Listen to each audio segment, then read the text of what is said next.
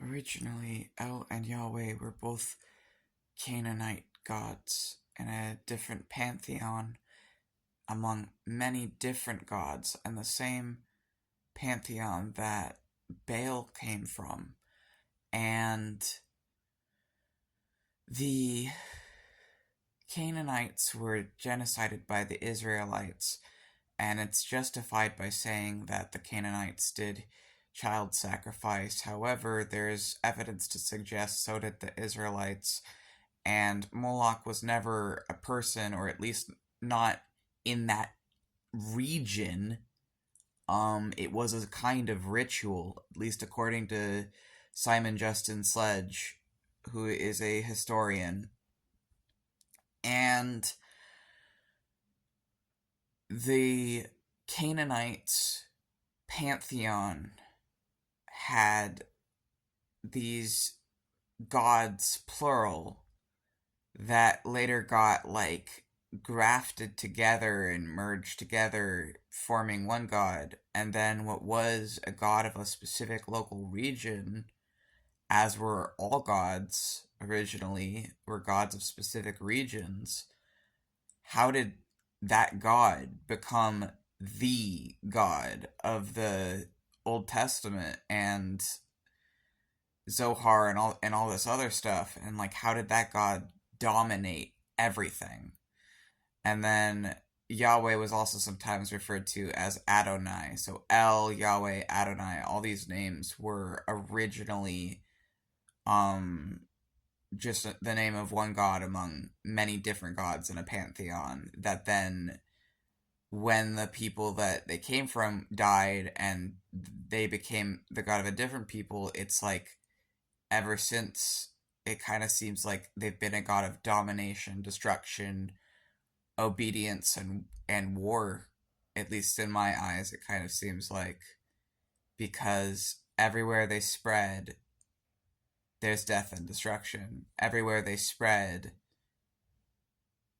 societies are genocided.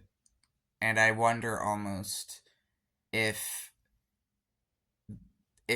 something awful happened to that god that turned them into a monster.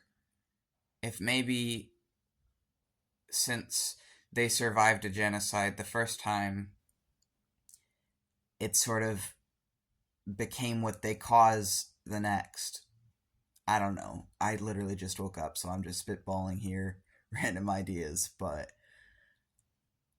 I feel like there is a great sadness and sickness in humanity, and there is a great trauma that extends generations and hundreds, if not thousands, of years. And I think that this trauma can go back to the Canaanites and further. And I've heard something called the Curse of Canaan, and I don't know what that is, but I wonder if it's related.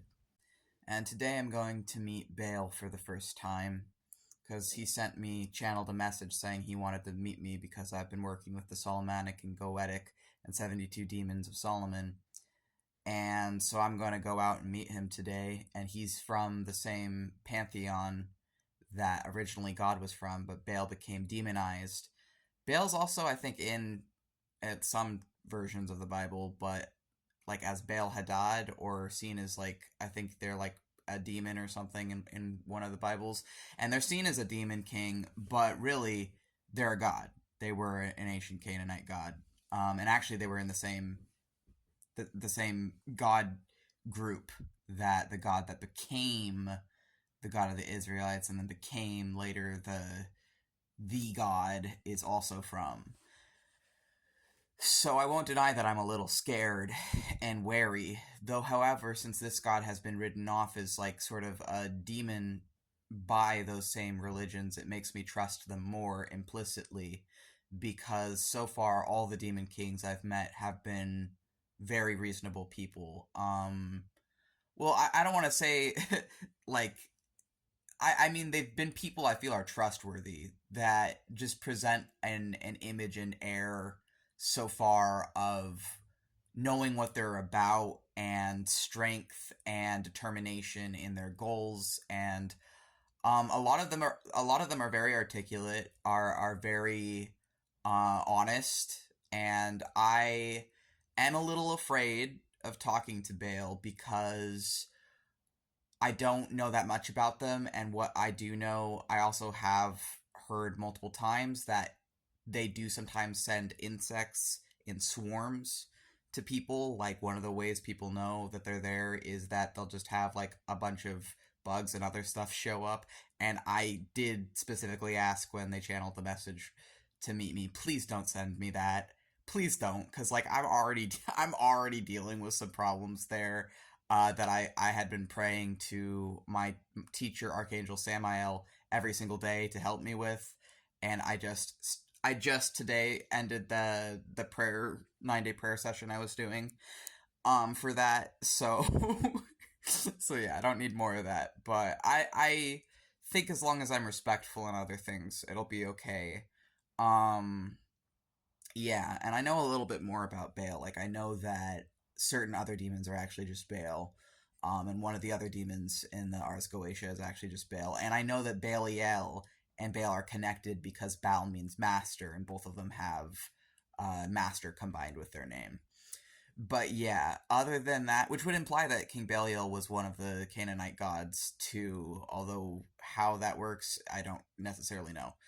Um, Anyways, so a lot of the demons are ancient gods, which I know, but I feel like they tend to look after. I'm not talking about, but I'm talking about just generally the ones that I've met have tended to be really kind to outcasted people and to threatened people, like people threatened by the government, people threatened by society, people who are outcasted by society for their differences. And I think that they do this and take people in and teach them because they themselves are outcasted gods of a genocided people.